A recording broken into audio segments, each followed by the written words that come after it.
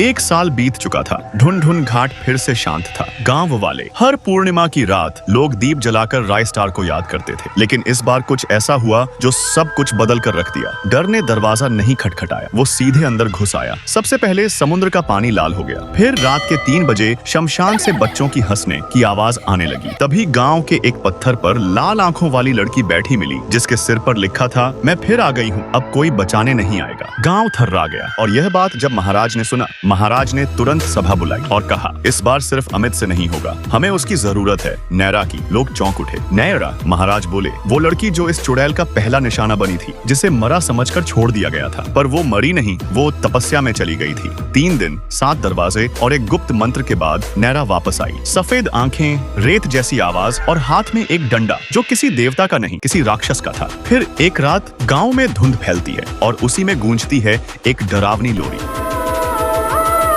लेकिन इस बार अमित भाई अकेले नहीं थे। वो नैरा के साथ आते हैं और शुरू होती है एक आखिरी जंग। अमित भाई और नैरा बनाम उस चुड़ैल जो अब एक चौमुखी राक्षसी बन चुकी है। जमीन फटने लगती है, आसमान कांपता है। नैरा अपने डंडे को आकाश में घुमाती है और एक छेद बनता है, जिससे एक साया निकलता है। चुड़ैल का पुराना रूप, एक मासूम बच्ची। मैं मरना नहीं चाहती थी, वो कहती है। नैरा धीरे से बोलती है, तू मरेगी नहीं, तू अब बदलेगी। और चुड़ैल खुद को राख बना देती है। अगली सुबह भीमराव घाट में नीले रंग की बारिश होती है। लोग मुस्कुराते हैं। महाराज कहते हैं, अब हमारे पास 2 रक्षक हैं, अमित भाई और नैरा। पर उसी रात जंगल की एक खोली में एक छोटी सी हंसी गूंजती है और लकड़ी की आंखें फिर से खुलती हैं। अब मैं क्या बनूं? अगर आप देखना चाहते हैं नैरा वर्सेस चुड़ैल की जंग, तो इस वीडियो को 1 लाख लाइक्स तक पहुंचाओ और कमेंट में लिखो, राय स्टार फिर से आए।